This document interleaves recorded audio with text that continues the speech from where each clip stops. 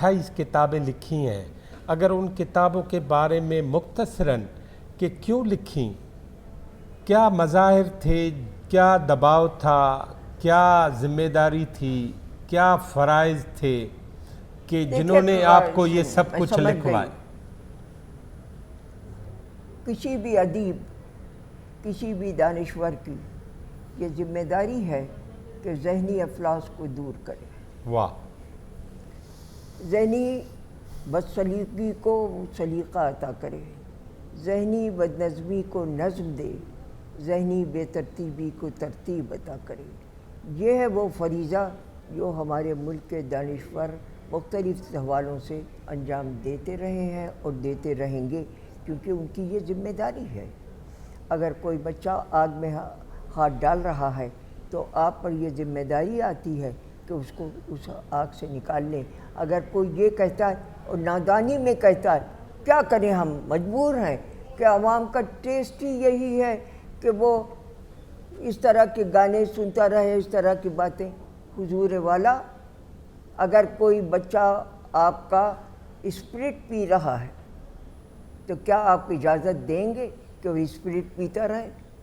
اگر کوئی بچہ شراب میں ڈوبا ہوا ہے تو کیا آپ اس کو اجازت دیں گے؟ ارے بھائی پینے دو، تمہارا کیا جاتا ہے، وہ پی رہا ہے پی رہا۔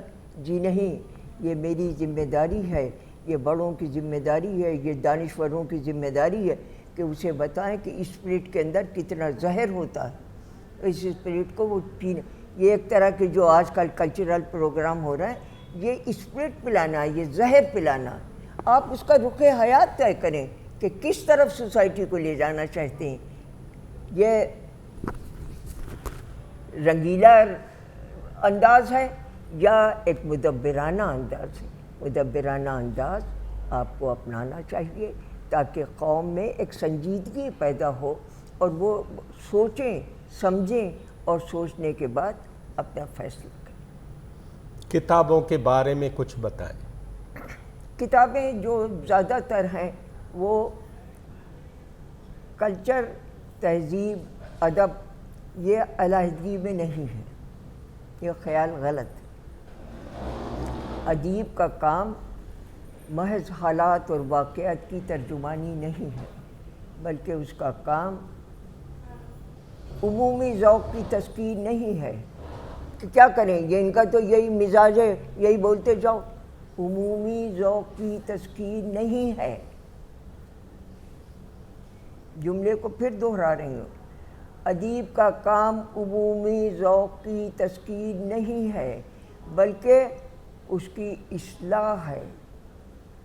ادب کا کام محض حالات اور واقعات کی ترجمانی کرنا نہیں ہے بلکہ وہ اس کا نقاد ہے، وہ نقد و نظر کی دنیا کو بتاتا ہے کہ یہ سچ ہے اور یہ غلط ہے۔ تو یہ فریضہ ہے جو ادیبوں نے انجام دیا ہے اور وہ دے رہے ہیں۔ اور دیکھیے، آخری جملہ کہتی ہوں کہ جتنی دنیا میں بڑی بڑی حکومتیں آئی ہیں اور ظلم کی طاقتیں آگے بڑھی ہیں، ہمیشہ پیچھے ہٹی ہیں، ہمیشہ پیچھے، پوری تاریخ کو پڑھ لیجیے، پیچھے ہٹتی ہیں۔ لیکن علم کی قوت رسول کریم نے کیا دیا ہے؟ وہ تو بہت شجاع تھے، وہ تو بڑے بہادر تھے، وہ تو سخی تھے، انہوں نے کیا کیا تھے علی، اور اپنے لیے کیا کہا تھا؟ دولت بھی تھی، ثروت بھی تھی، کیا نہیں تھا؟ کائنات کے مالک ہے، کہتے جو ہم تو کائنات کے مالک ہے، کرو کیا کرتے ہو؟ کیا کہا ہے؟ اپنی بڑائی کس چیز میں بتائیے؟ صرف یہ دیکھو، دولت اور ثروت اور عمارت اور عہدہ یہ انسان کو بڑا نہیں بناتا ہے، صرف ایک چیز بڑا بناتی ہے، اس کا نام ہے انا مدینۃ العلم، اور جس کو فضیلت دی علی بابھا، وہ دروازہ ہے، اس میں اندر آؤ، علم سے اپنے آپ کو مزین کرو۔ علم قوت ہے اور دوسری کوئی قوت نہیں ہے۔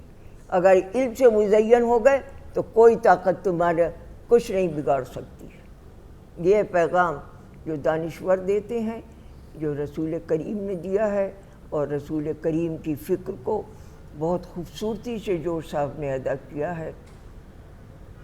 کربلا یہ جو انوکھی فکر تھا اور ایک نیا پیغام تھا، جو انوکھی فکر تھا اور ایک نیا پیغام تھا، اس حکیم نکتہ پرور کا محمد نام تھا۔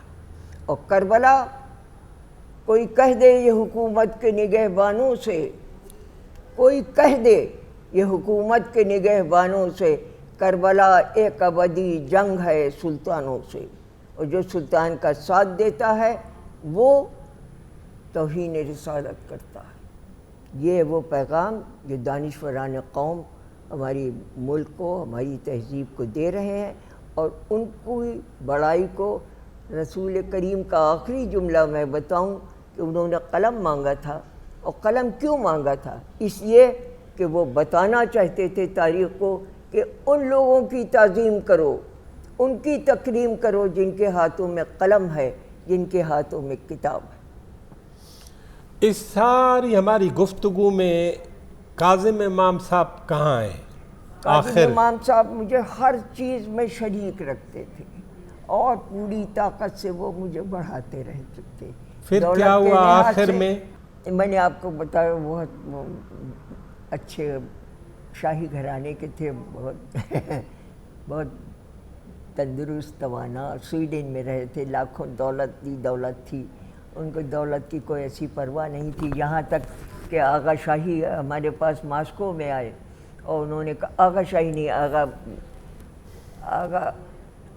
جو بینک کے مالک تھے، حسن آبدی، ہاں آغا حسن آبدی آئے، اور وہ آئے اور انہوں نے کہا کہ کاظم یہ $68,000 ہیں، تم لے لو۔ تو کہنے لگے آغا صاحب ایسا ہے کہ ہمارے پاس خود اس وقت دولت ہی دولت ہے، آپ اس پیسے کو غریبوں میں جا کے تقسیم کریں۔ جب وہ چلے گئے تو میں نے مہابھارت چھیڑ دیا، تمہارا تو دماغ خراب ہے، $60,000 لے کے تم نے ٹھکرا دیا، اور یہ ہے وہ، گھر کے اندر ایک ہنگامہ کھڑا کر دیا۔ کہنے لگے سنو عالیہ، تم ہو پاگل، اور پاگل اس لیے ہو کہ تمہیں یہ معلوم ہونا چاہیے کہ آغا حسن آبدی کے باپ جو تھے ہمارے گھر پر منشی تھے، معتمد تھے، ہم منشی کے لڑکے سے پیسے لیں ہم نہیں لیں، ان کی انا لہذا۔ لیکن اس میں یہ بات تو عیاں ہو گئی نا کہ آپ کو دولت اچھی لگتی تھی اس زمانے میں۔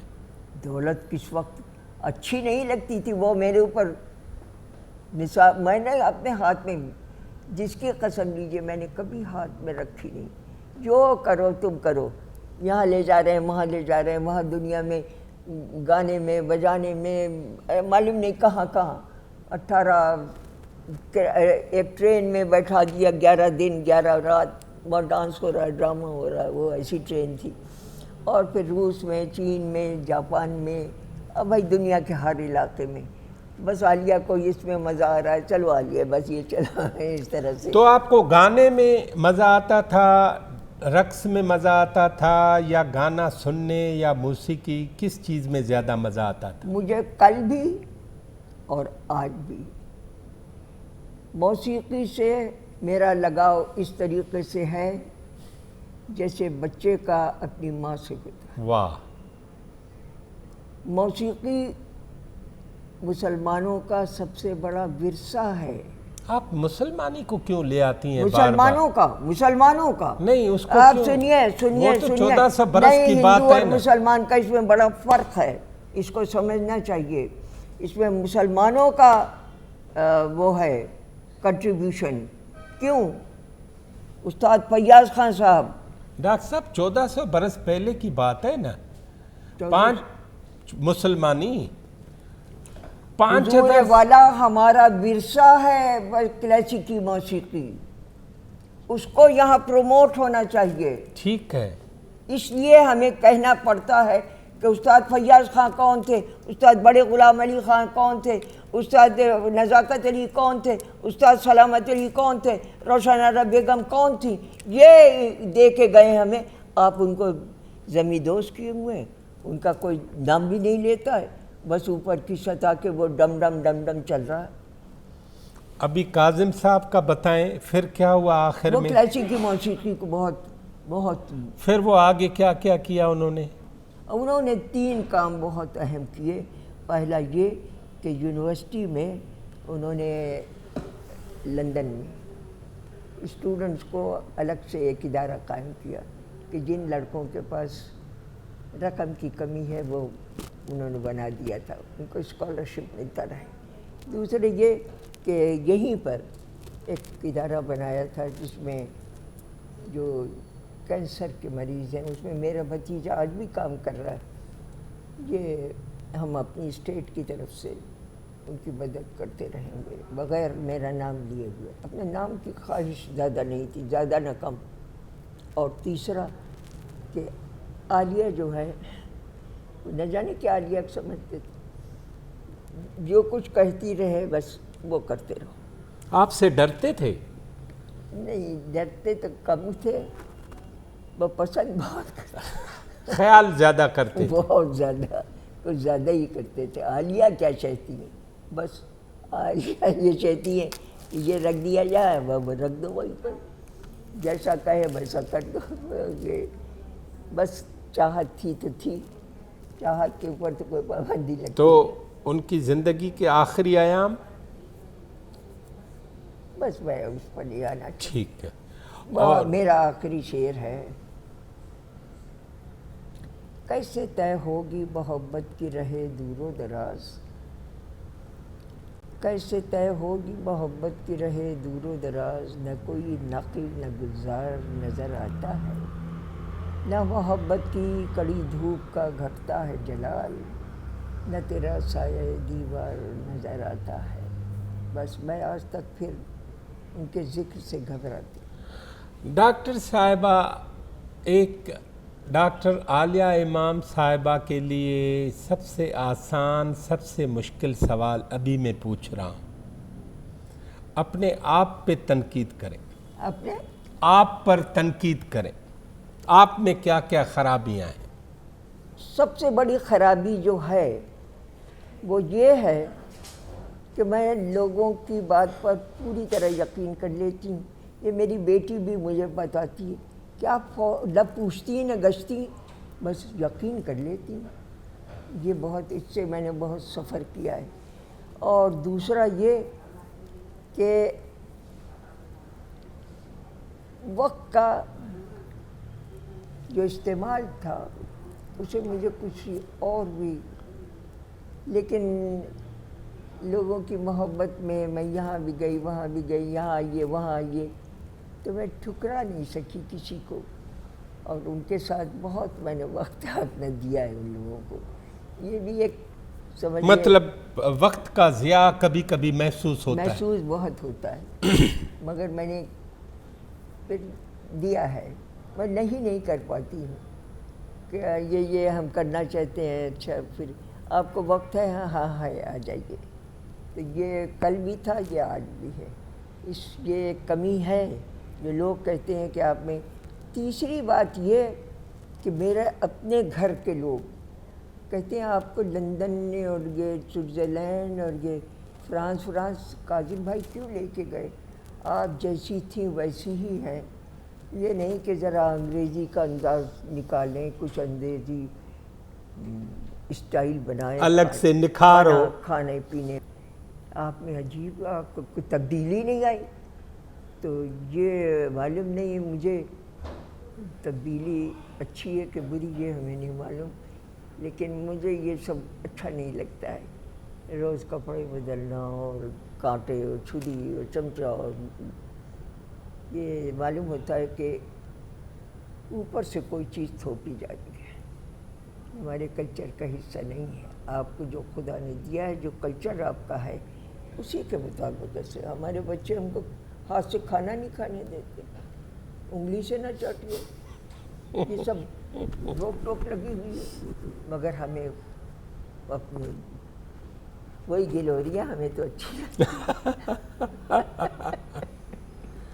ڈاکٹر صاحبہ، آپ کی بہت بڑی مہربانی، بہت بڑا شکریہ. آپ نے بہت احساس بخشا ہے. میرے پاس الفاظ نہیں کہ میں کچھ کہہ سکوں، شاید اس لیے اور آپ نے ٹائم دیا. محبت کی زبان मुख्तसर हो।